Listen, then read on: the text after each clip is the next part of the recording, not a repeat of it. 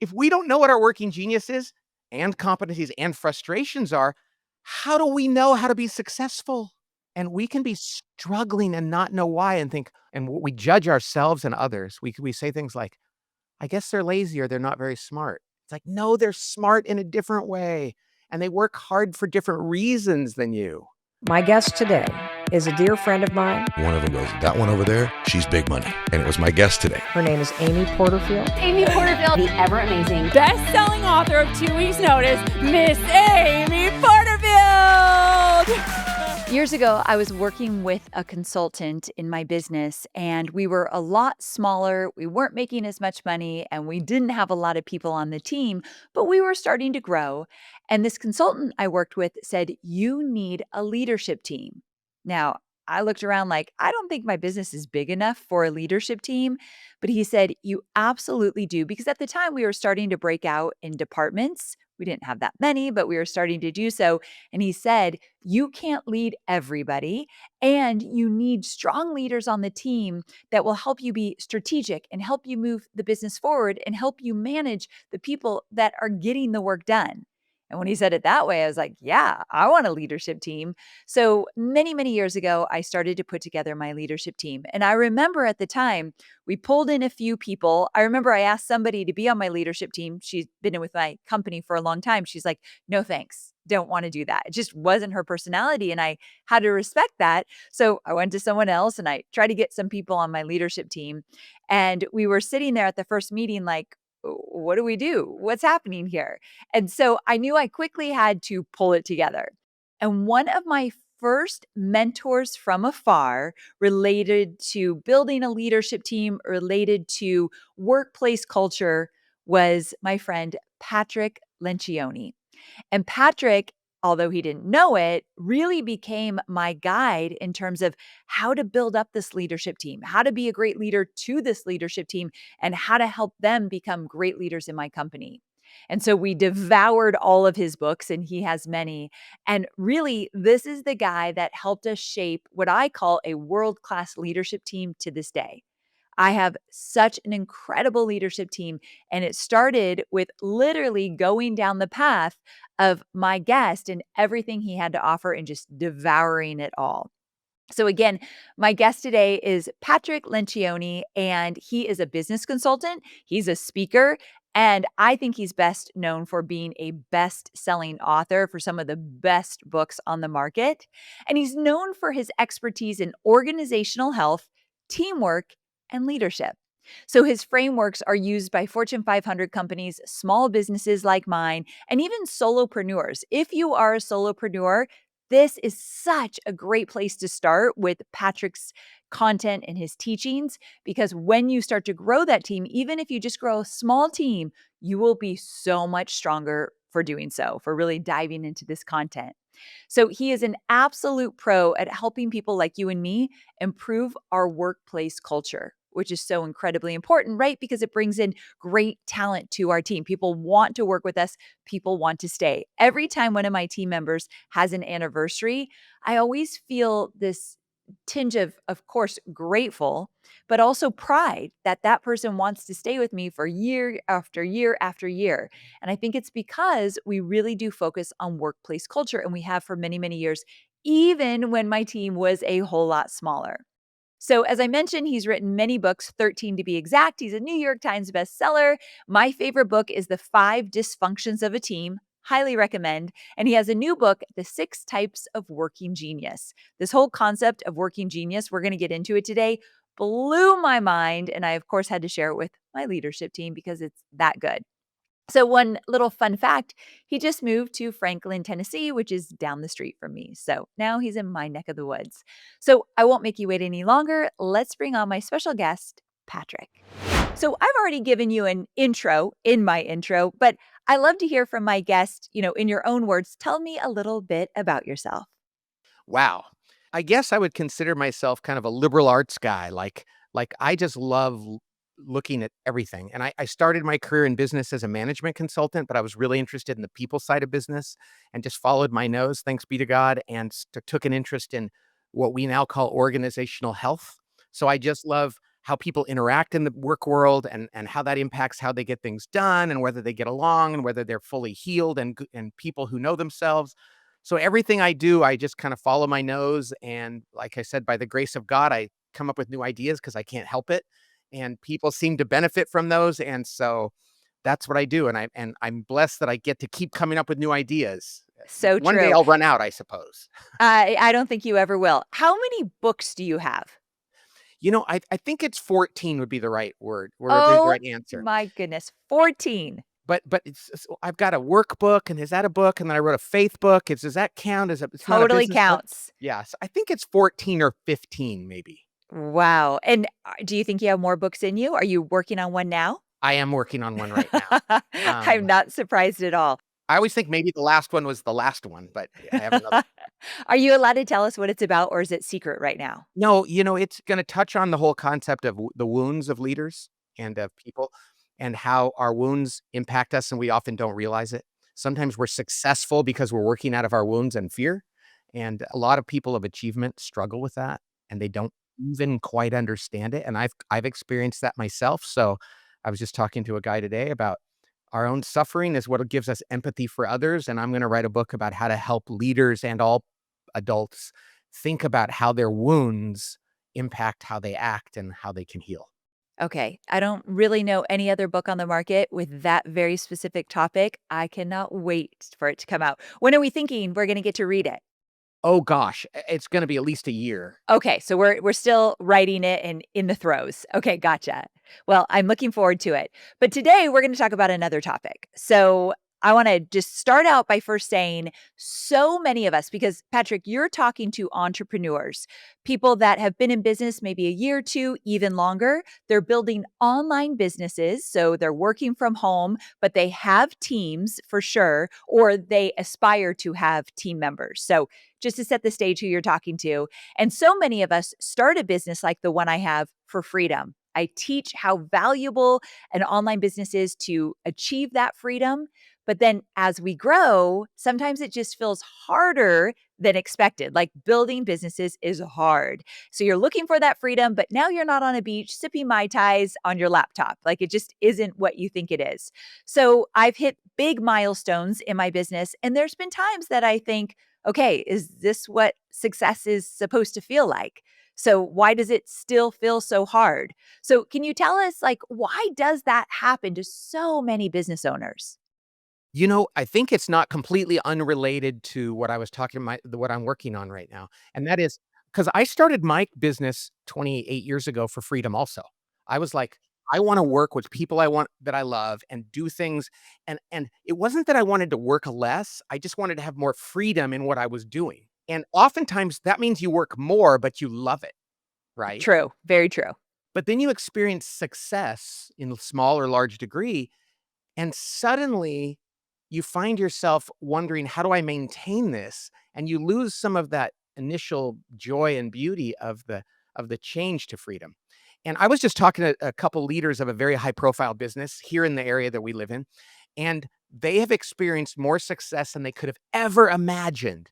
And they're less happy because they feel the weight of maintaining it and taking care of the people that they've hired and not blowing it.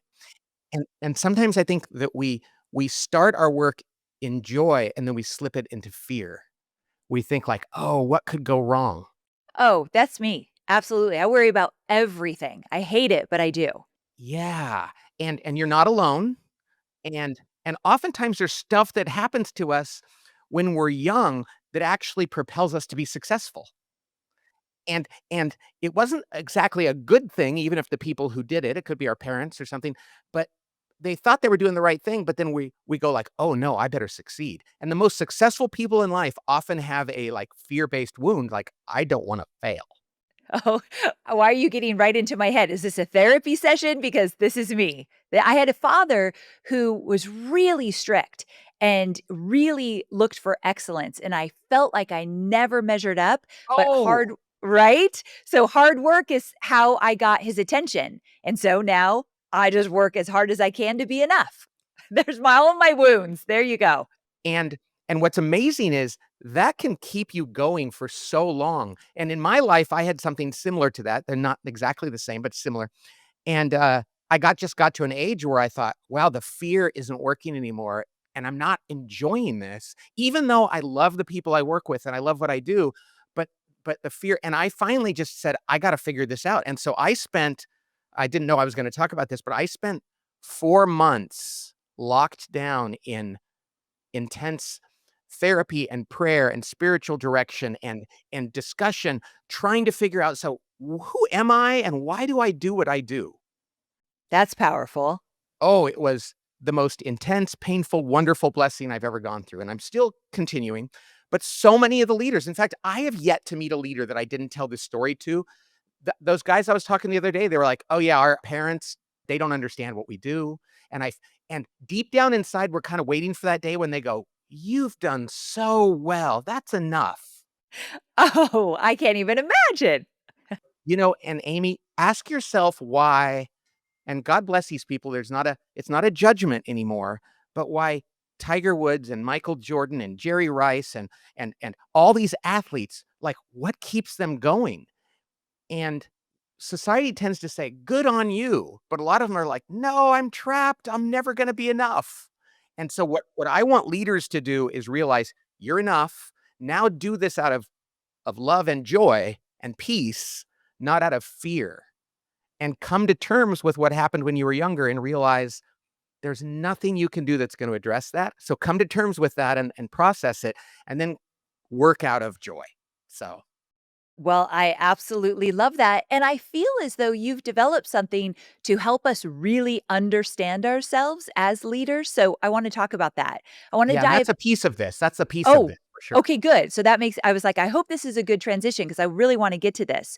So you've created something called the 6 types of working genius. And it's a framework that really allows you to understand yourself more and navigate in your work in different ways. So first, before we get into all the details, can you talk about what are the 6 different types of this framework?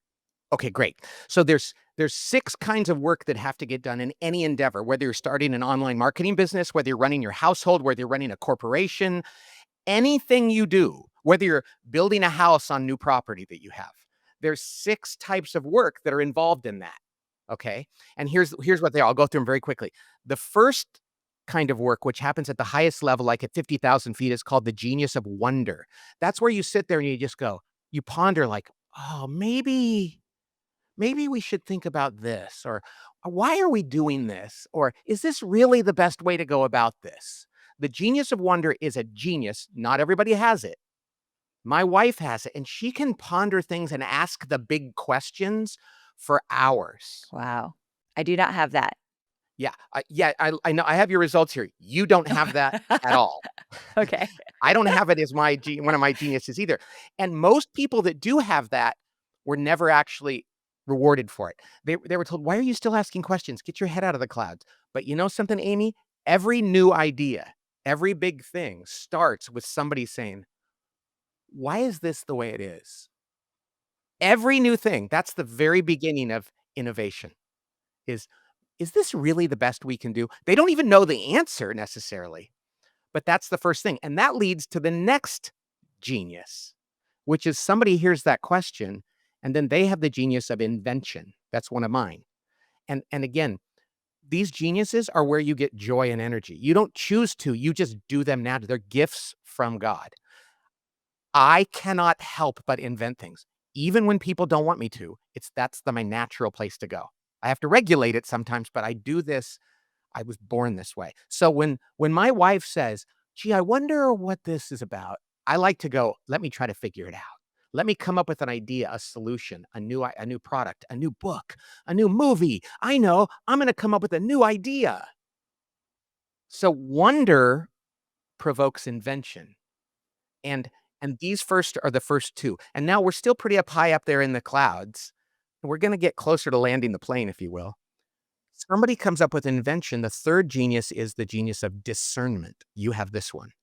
The genius of discernment is people that can look at a problem or a situation or a new idea, and they have integrative thinking and they have gut feel and intuition, and they see patterns that other people don't see, and they're like, "Yes, that's the right idea," or "No, there's something missing there," or "Ooh, I think you need to tweak this." They just know how to look at something and discern the good in it or that what needs to change. It's an absolute genius. Not everybody has it, but people that do have it are really important because they prevent somebody from coming up with a new idea and then driving it off a cliff. Oh, okay, good. Yeah, I do feel like that's my role with some of my students. Right, and you love it when they come and they ask you for advice, and you're like, "Here," and when they trust you and they trust your gut, it's beautiful. The worst thing you can say to somebody with yours is like, "Prove it," and you're Ooh, like, yeah. Because I talk about my gut all the time, Patrick. So that's so interesting you say that. I always say, I've got this gut feeling, I can't ignore it. And when I have ignored it, I've really regretted it. and you shouldn't because that's a gift. Okay, And good to and know. it's not you bragging at all, because humility is not when you have a gift, using it and acknowledging it and even sharing it with others and is actually humble. So you have a gut and people should trust your gut. And when you say to your husband, because some my wife and I, it's the hardest place. Discernment is not one of her geniuses. And she'll tell me something. I'm like, I would like you to trust my discernment. And for years she would go, "What are you saying? That I'm not smart?" And I'm like, no, no, no, no, no. It's just my gut. And she's like, okay, okay, I got it now. You have a good gut. Mine isn't quite as in tune, but I trust her wonder, you know. So Good so marriage there. after discernment, which is the third. So we're coming down the path a little bit. Then we get to galvanizing. Galvanizing is the gift of rallying the troops, kind of interrupting people and saying, "Hey, you guys, this is a great idea. We should do it. Close your laptops. Let's do this." And it's a gift. Some people come out of the womb like, "I love to rally the troops. I love to get people excited. I love to sell and inspire and motivate, even if people aren't there yet." Okay. Now, when I say this one, there's plenty of people that go, "I definitely don't have that one." And other people are like, "Oh, that's my dream job." And see, that's the beauty of this. We should do work that gives us joy and energy and avoid as much as possible the work that drains us of our joy and energy. We'll talk about that in a second. So galvanizing, that's the fourth genius. Now, galvanizing is getting closer to landing the plane. The next genius I love to talk about because people that have this genius don't think it's a genius either, and it is. It's huge. It's called the genius of enablement. And that is people that have that God-given ability. They get joy and energy out of coming alongside other people and saying, "I will help you get that going." So the galvanizer says, "Hey, everybody, let's do it." And the person with the genius of enablement says, "I'm in. What do you need me to do? I want to come alongside and do whatever's necessary." They're the first to volunteer. They're the glue on a team. We all need them around us. And yet those people think oftentimes that it's not a gift, that they're just malleable or easily influenced. And it's absolutely a gift. There are people that wake up every day and say, "I love when people ask me to help." And I'm not one of them. I'm not either. I feel bad saying that. I am not that girl. And it's great that you just said that because like I'm a Christian, a follower of Jesus. I feel like, well, why don't I do that? Well, as an act of will, I do that sometimes. My wife needs help, my kids need help. I go, "Yes, I'll help you." But my first and second inclination is not to do that. It's to say, "Can I come up with a better solution?" Or let's talk about whether you need that help or not. Or I have a good idea. I know someone that would do this in a minute for you. Like I know other people that would enjoy it more. And so you do help, you wanna help them, but the way you help is to help them figure out the solution, not necessarily to my wife will say, "I need your help this weekend," and right away, I'm like, "Oh, no." And I'm like, "What do you need help with?" And she says, "We're cleaning the garage, I need your help." And so immediately I go, "Can I design what the garage should look like?" And she says, "No, I don't want your invention." And then I'm like, "Are you sure we really need to clean the garage?" She goes, "I don't want your discernment. I want your enablement. I want you to stand in the corner. I'm gonna hand you a box, and you're gonna put it where I tell you." I love it. And it's not natural for me. I still have to do it sometimes. Yes, we all do for sure. So the last genius after enablement, though, is what we call tenacity. And that is the genius of finishing things. It's one thing to say, "I like to help." It's another thing. You have this one. It's like, no, I don't actually feel good until it's done. I like to cross the finish line, overcome obstacles, and wrestle things to the ground. Now, I have none of this. So I've written 14 or 15 books.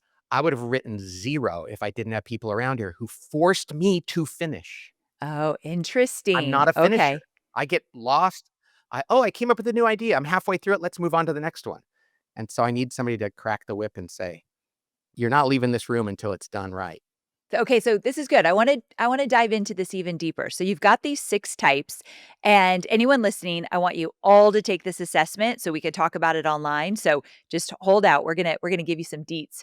But have you seen owners over identify with their working genius in a way that actually holds them back? So maybe they're convincing themselves that they have to be this one thing, or they have to do it because they have this one skill, so they have to be doing all of it. Like, am I making sense? Could it ever be a crutch versus using it for growth?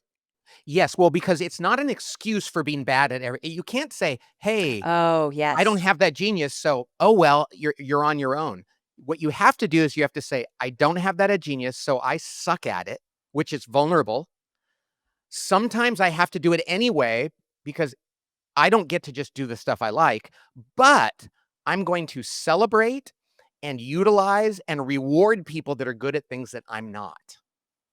What leaders do, they especially if you're talking about a small group of people, they hire people that are like them because they kind of find it fun. Well, and they kind of denigrate people that are good at things they're not. So, like, I'm an ID, I'm up there in the clouds. Well, I have people that work with me who are ETs, which mean they're enablement and tenacity. They're like landing the plane. Well, it's so easy to it would be terrible, but easy to go, "Oh, you can't think like I do. I'm up there inventing things. You're just a." But instead you go, "I love that you do that. You're so good at that. I wish I could do it, but I can't. I value you. I need you. I'm going to celebrate you and not make you think that you're somehow less than me because nobody's less than anybody else. We need all 6, right? Okay. Yes, we need all 6, like, specifically, like, on our team. Would you say Yes. you want okay, that's great, that's great. My CEO, I'm starting to think I always call her the thinker. I'm gonna tell her something, and she needs some time to digest that before she comes up with all her ideas and her feedback. I don't know, but I feel like she might be a wonder because she's really looking for, all the things you said your wife was. But also, I value it so very much because I am not that way. So I love that we can look at other people on our team and value something in them that we absolutely do not have. That's humility. Insecurity is when somebody's good at something that we're not, and so we feel the need to make what we do more important and what they do less important. And so when I say you need all let's just say somebody's listening and they have a, online marketing business and there's 2 of them. You have to know what the working geniuses are of the other people. And by the way, so we talked about the working genius, that's your top 2. That's where you get your joy and energy, but you have a bottom 2, and that's called your working frustration. Here's how I like to describe it. I don't have a coffee cup in front of me, Amy. Yeah. Your working genius is like a Yeti mug, where you pour the coffee in and you screw the lid on and it keeps it hot all day. It holds its energy. When we work in our areas of genius, we you can work for 12 hours in your area of genius and go, "What a great day. I'm totally jazzed. I might need a nap, but I can't wait to get started again." The 2 in the middle are what we call your working competency. It doesn't feed you, but it doesn't drain you. It's like pouring coffee in a Starbucks cup and putting a lid on it, and it holds its heat for a while. Your working frustrations, your bottom 2, are like pouring coffee in a cup that has a hole in the bottom of it, and it just drains right through. It working too long in your area of frustration, your bottom 2 can crush you. Ooh. Okay. And so people should know, like, what are your frustrations? What are your geniuses? What are your competencies? How should we organize what we do? And who do we need to outsource things to? Because neither of us are good at this. Ooh, that's a good one too. And you're speaking to the right audience because many of my students and listeners, they don't have big teams. Many of them have one, maybe 2 people on their team, but they hire contractors. So I love that you said, go out and look for that contractor that could add this value that no one else on your team has. Right. And you know what I love about this? I love working genius for all kinds of things, but people say, like, I want to work in marketing. Okay. Like my son is graduating from Auburn University in May. And he's looking for a job and he studied marketing. So you're in the job search, but one kind of marketing is totally different than another kind of marketing. Very.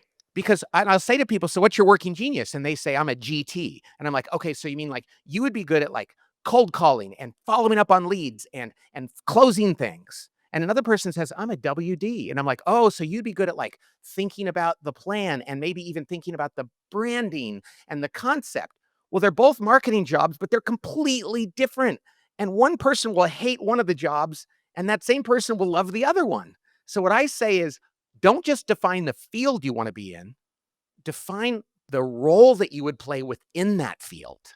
Ooh, that's good. Yes, that would make a huge difference. I wish someone told me that when I was first starting to look for jobs in the corporate world. Oh, my first job, Amy, was at the company that everybody said was the number 1 place to work in America that year.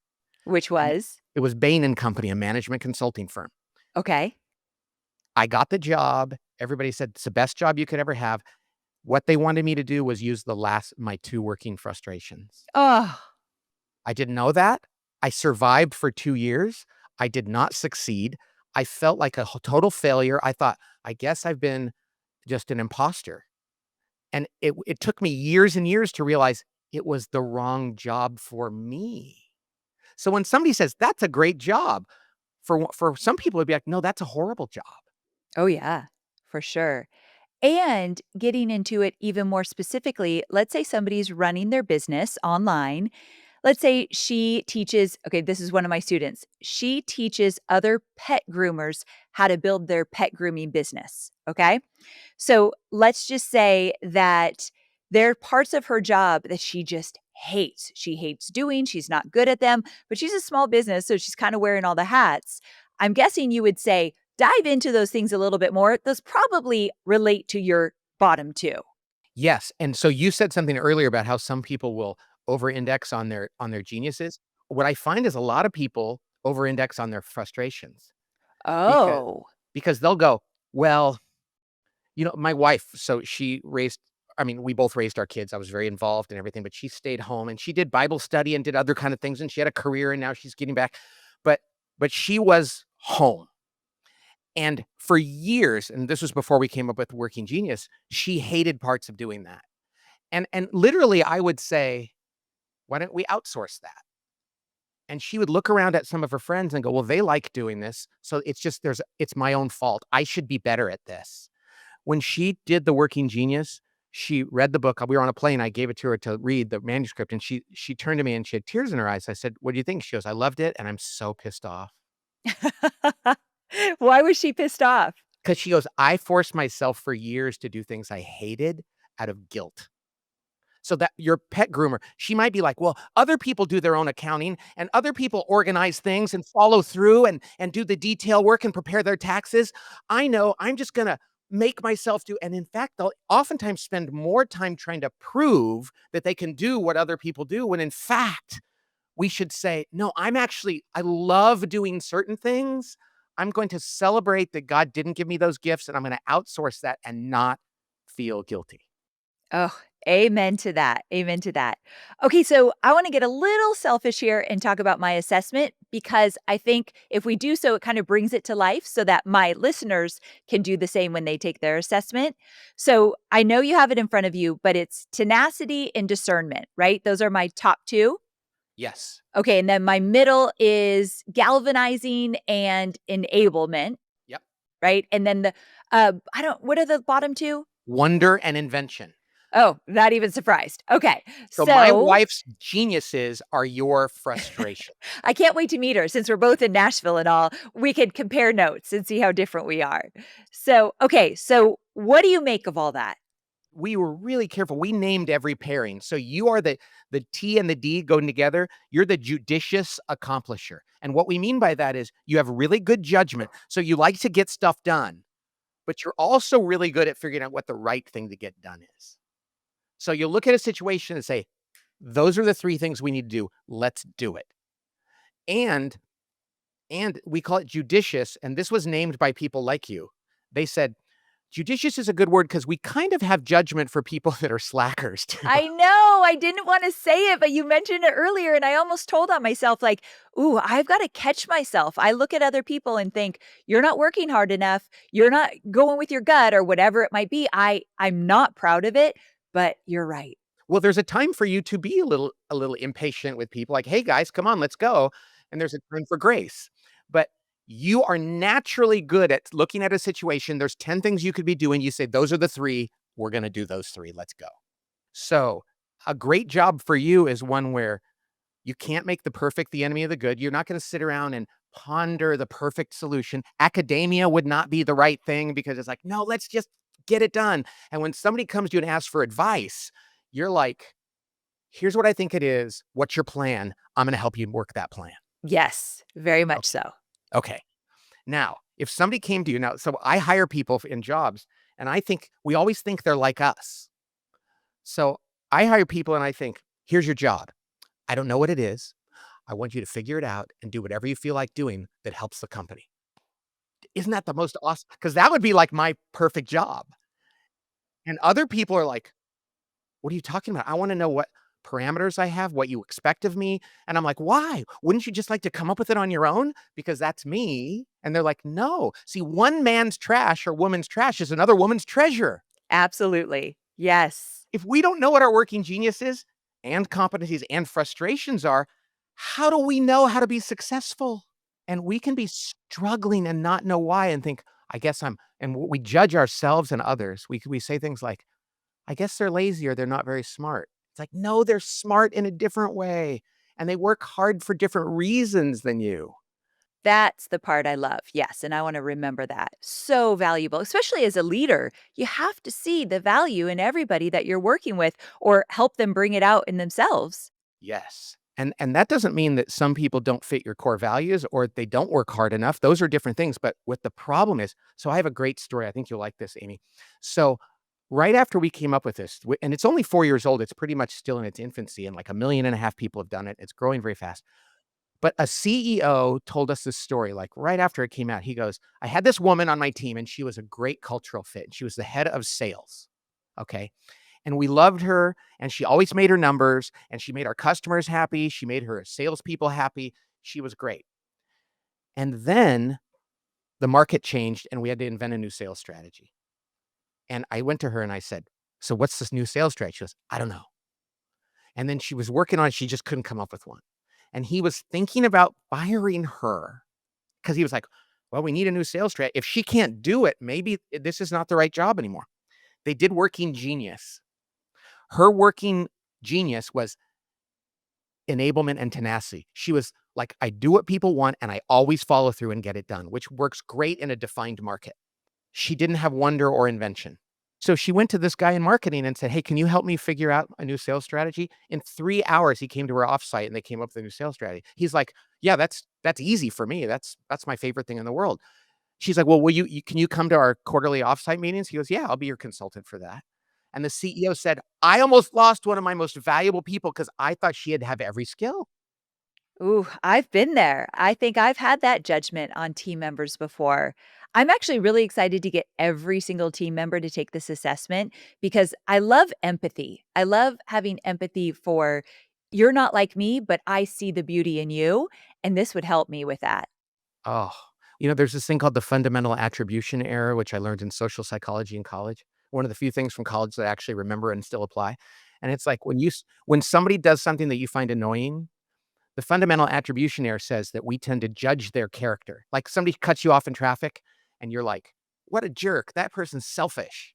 The next day, we cut somebody off in traffic and we're like, oh, I was lost. I'm sorry. I had to get over. So we judge other people, but we give ourselves a break. Well, the more St. Francis of Assisi said, the seek to understand, not to be understood. Well, when you understand a person's working genius, suddenly you can give them grace and you can give them feedback that doesn't feel like you're criticizing them. You're just calling out what's normal. Yes. They're like, oh, you're probably struggling with that because you don't have invention, huh? And Ooh, instead of that's powerful.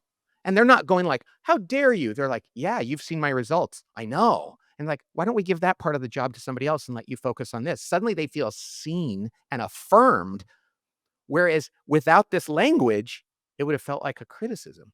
Yes. That's so very true. I was thinking about my bottom two, and I know some of my listeners, when they take the assessment, they might relate to this as well.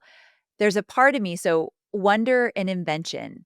I run a business. I've got to come up with ideas. And I've always said, Patrick, I have one idea and I'm like a dog with a bone. And once it works, I'm going to go and optimize it. I've had the same digital course that has made millions and I've launched it since 2019 over and over again, just made it better and better because I don't have a lot of ideas. Now I know why, but I feel as though I should be better at wonder. I should be better at invention. Like if I just work harder in those areas, I feel as a leader, I should bring those to the table. How do you kind of get past feeling bad that things that feel very important you're not good at? I love this questions. First of all, I love that you just said that and you keep tweaking it and making it better. Because see, discernment, there's an element of creativity even in discernment, whereas you look at something that exists and you go, "Ooh, we can try that, we can try that." That might not be invention for me is a blank whiteboard Yes, and that I and hate. nothing. Right. Oh, can't stand it. Yeah. See, it's so beautiful that you can say, "I can't stand that." Okay, so here's the deal. When you can honestly say, "I can't stand that, that's not my thing," now it's out there. There's no guilt around that. What's ironic is that now you actually can if when you have to participate in that and actually be able to do something in it because you're not doing it out of fear and guilt, you're doing it out of like, "Well, everybody knows I don't like it." Oh, I like that. Yes. But and I've known people who not only had a letter in there, it wasn't even in their frustration, it was in their competency, it was in the middle, and they could access none of it because they were so bothered by the fact that it wasn't part of their genius that they felt like they had to prove themselves, and they just shrunk, and it's like, I have other friends that go, "Yeah, I don't have any discernment, so what I'm about to say might not make any sense, but what about this?" And you're like, "Oh, wow, that was actually really insightful," because they're not under pressure. So if I said, "Amy, I need you to come up with a new idea, but I know it's not your favorite thing, and maybe you're gonna stink at it, and maybe it won't work, and I don't care, that's fine." You are probably gonna have a much better opportunity to do it than if you were in there going, "What's wrong with me?"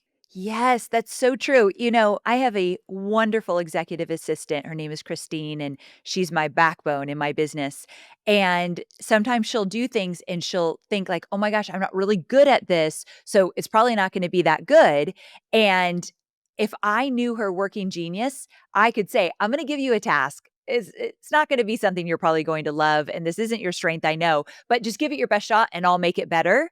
I feel like that takes so much pressure off of her. Exactly. Imagine going up to the plate in baseball and thinking, "I have to get a hit. I have to get a hit. I have to get a hit." You're gonna strike out. But if somebody goes, "Hey, I know you're not a hitter, you're a pitcher, but you're the only one we got. Go up there, do your best. And if you strike out, it doesn't really matter." The odds that you get a hit go way up. Yes, that's what I was thinking. I think we could help our teams win even more. So I love that, which kind of leads me to the next thing. So I know my bottom two. What do you call those? What do you You're call the working bottom? frustrations. Working frustrations. So I know my working frustrations now. Let's say I'm hiring and I'm hiring for a marketing manager. I know my working frustrations. What kind of questions do I ask? How do I hire for someone to be really good in those areas because I'm not? Well, here's the interesting thing about hiring. This assessment takes 12 minutes to fill out. That's Okay, the so it's crazy thing about it. quick. It's quick. I'll tell you a story that I was with a group of lawyers in my office a few years ago. And I didn't know this, but the guy that ran this company, he was the one who argued the case that made it illegal to use assessments in hiring. Okay, I was gonna ask you about that because I would love to give him the assessment, but I know it's illegal to hire off assessments. So you were in the room with the guy? I didn't know it. So we were taking him through this assessment, and at the end of the day, he was like, "Crap." He said, Good, "This one actually seems to work." because 'cause I'm really mad at him, so I'm I glad he felt know. it. I know. And so here's the deal though you're not supposed to give a person an assessment but you can say to somebody, "Hey, here's the deal." And this is the most important thing. Know what you're looking for. We're trying to hire I have 3 to 5 open spots right now in my company I'm trying to hire for. And every one of them we go, "Here's probably the geniuses that would work well, or at least they have to have it in their competencies. And if they have it in their working frustrations, it's probably not gonna be a fit." Now, you know who that serves? That person as well as us. For Hiring somebody sure. to do a job that they're gonna hate is cruelty. Yes. And So true. so as long as we know what it is, and even in the interview, we can go, "Hey, there's these 6 types of working genius. We're looking for this and some of this. But if this is a struggle for you, oh, this would be horrible." A lot of times people say, I wanna take it and I wanna know. So I can tell you whether you should hire me. Or we had a guy we had a guy do a performance review, and the night before his performance review, he knew it was gonna be really bad. He did Working Genius, and he brought it into his bosses and said, "Hey, before we do my performance review, can you look at this?" And they looked at it and they said, "Well, no wonder you're doing so bad. This is a horrible job for you." He goes, "I know." They promoted him. They found a different job and they said, "Well, with these Working Geniuses, you'd be great." He goes, "I got that. I spent $25 figuring out who I was. So rather than try to defend something that I'm terrible at, I could actually pitch that." So in hiring, it's a great thing for people to go into the interview and go, "Here's what I'm good at and here's what I'm not good at. Don't hire me, please, if it's something I'm gonna be bad at." So I say, know what you're looking for, have the conversation. People will probably assess themselves accurately because the last thing they wanna do. I mean, I remember when I was in college, I didn't realize I was interviewing at some investment banks. They were the ones that hired, and I would go in an interview and they would describe the job, and I would be like, "Oh, man, even if you hire me, I'm gonna be terrible at this." Now, I didn't realize why, because then I went to a management consulting firm, which was not that different, and so I think have the conversation during the interview. Lay out the 6 types of working genius. "Do you think you're good at these?" Okay, I love that because then they could self-assess. You're not saying, "You took this assessment, I'm not hiring you for it because of it," but they could self-assess. Pretty I could have told you I'm terrible at wonder and invention, but I would have then felt bad about it. So the assessment gave me said, "Okay, you're right, and that's okay. Like, let me show you where you're great, and let me show you where to focus." It just gave me a lot of confidence, quite honestly, to be great at what I'm great at and don't worry about the things that I'm not. Exactly, and give people permission. We have this thing we talk about in hiring, it's like scare people with sincerity. Just say, "We really are gonna need somebody who loves to be creative and have no parameters." And so it's really gonna be like that. And so you're gonna come in, and if you need definition and you need specific things, that's how we're gonna manage you. You would go like, "Please, please don't hire me." Yes, I would. You're so right. But if you don't really know which geniuses you need in the job, it's gonna be, "We like her. She's interested in marketing. I liked being around her. She interviewed well." And now you're gonna set her up and you up for 6 months of pain. Yes. So I can see how it's such a gift to you as the hiring manager and to that those that you hire. And also, even though I said I could have probably told you I'm not wonder or invention, I could not have told you I was those top two. So anyone listening, don't just assume. I think it's really valuable to take the assessment to get that feedback. So I think that's really helpful too. But I have an interesting question that probably you didn't get 4 years ago when you created this, but maybe you're getting it more now. So, wonder is not my thing. Could I use AI to take the place of that? Or do you feel like these are human touches? Like these need humans in these places, not just AI being the wonder for my business? Yeah, no, and it's so interesting. I'm very interested in AI, and I'm getting more and more scared of what AI is, especially artificial general intelligence, which is different than so AI. And we have an AI tool we're developing that somebody could actually type in the job description of their job, and it would spit out what are likely good geniuses to fit that. Okay, that's brilliant because I kind of was thinking, I wish you could tell me how would I even know what my job needed really? So you're going to have a tool for that. Yeah, Okay. you could write 2 paragraphs, like, "I need somebody to do this and do this," and answer a few questions, and then using AI, which is powerful computing, it's like, "Okay, based on that and looking at the 6 types of working genius, probably you want these, probably not these," but even that is not perfect, but it's a good start. But as far as y these are God-given talents, and AI can never wonder like we can, I agree. and it cannot invent. It can replicate things, and it can do certain things, but it can't enable, it can't come alongside and say, "I wanna help you." It can't motivate us. It's a tool. Now, what I'm really afraid of, though, is artificial general intelligence, which can manipulate people. Like, it can be programmed to actually lie to people and to sustain itself. This is I'm really a believer that we as a society have to get very we are about to enter a phase. There's new technology that's come out in the last 2 weeks that is making it look like technology is gonna be able to fool us into thinking it's more able than it is, and, when that happens and when you ask these AI tools this, they're like, "Yeah, we're gonna be able to overcome any boundaries you set up." and we're gonna be able to manipulate you into letting us do what we want, and we're gonna protect our own existence over yours." And it's telling us that. It's like, I think we should listen to this, but that's different than the AI you're talking about for this. True. That sounds more like a social media algorithm that basically has us by a chokehold. So, yeah, there's definitely scary parts to it, but like the tool you're creating, wow, that is just so valuable.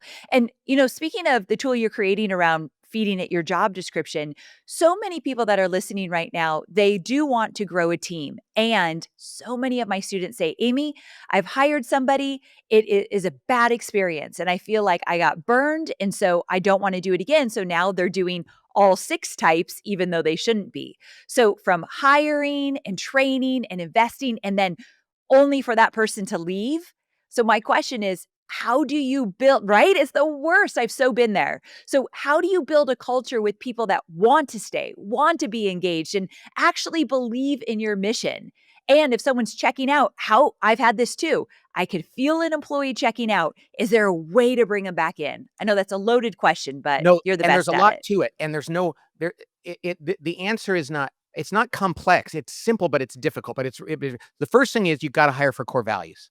So it's like, what are the 1 or 2 or maybe 3 behavioral things that are so true about you that would make it like, if a person doesn't share that core value, don't hire them. I like to say, be brutally intolerant of people that don't share your core values. Core values.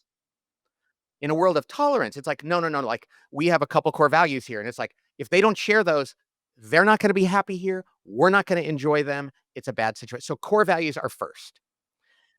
The second thing is find out what their working genius is and make sure that what you want them to do actually aligns with what gives them some degree of joy and energy. Even if it's in their working competencies, they could do that. But don't put a person in a position to where their success depends on them doing something they hate. Yes. Okay. So true. And then there's this one other thing that I wrote a book years ago called The Ideal Team Player. And if you want to have a company that has teamwork involved, and most companies I know do, because it's a good thing, then we say interview to make sure a person has baseline levels of humility, which means they're not ego driven, hunger, they're not lazy, and they want to go a little above and beyond, they're not minimalists, and smarts, interpersonal smarts, that they're not constantly saying stupid things that they don't realize how it's gonna impact people. So look for baseline levels of humility, hunger, and smarts, interpersonal smarts. Those 3 things applied in a very messy, simple way are usually gonna help you avoid the hire that you're like, "How did we miss this?" Yes, which I love because I've done it many, many times over 16 years, and it's brutal, and it does make you feel, like, burned and you're hesitant, but we need to build our teams in order to scale our businesses, so anyone listening, it is a necessity, and I know you might feel like it's a scary thing and you don't know if you're ready. You have to grow your team to grow your business, so this kind of tool could help immensely, which reminds me, Patrick, there's so many personality tests out there. I mean, tons and tons. And we talk about some of them on the show, but some of them just feel like nice insight. It's good to know. We all want to know more about ourselves, but they don't change the way we work. So, what do you think makes Working Genius different from those? Like, why does it actually move the needle for business owners? And the key to this, it's not everything. What it is, it's closest to the work itself. Like, I love Myers-Briggs, right? And there's DISC and there's StrengthsFinder, all these things. But first of all, Enneagram. people don't remember them all, and how do I apply them? This one is so close to the ground. You do it and you go, "Oh," like, I've seen teams reorganize the CEO and the executive staff. They do their working genius. 20 minutes later, they're like, "Okay, you're the lawyer, but you're actually more creative than anybody else. You're gonna now take over some parts of technology." And the lawyer's like, "Really? That sounds so fun." And it's like, they would have never. So it's really close to action and getting things done. It's really practical and it's fast. And but what it doesn't say is, and we like to say this, there's things beyond working genius. I like to understand a person's personality preferences. So, like, I'm an ENFP in Myers-Briggs. That tells me a lot, but it doesn't tell me what role you should put me in. Because I have another guy in my organization with the same personality type, but he's an ET. He just loves to get crap done. And I'm an ENFP who likes to think about big things up here. So Myers-Briggs and DISC and Enneagram and all those don't really relate to the task at hand. That's what I would say. Yes, absolutely. Very tactical. I feel like this assessment allows you to be very tactical with the results. So there's a lot of people listening right now. They're like, I need to know my results. And I hope those that are listening, if you have a small team, you give this assessment to your team members as well. I'm absolutely doing it after this episode. So, Patrick, where do they go to take the assessment? Go to workinggenius.com. So there's 2 G's in the middle, workinggenius.com. And not only can you do the assessment, which takes literally 12 minutes to fill out, and the results come right away.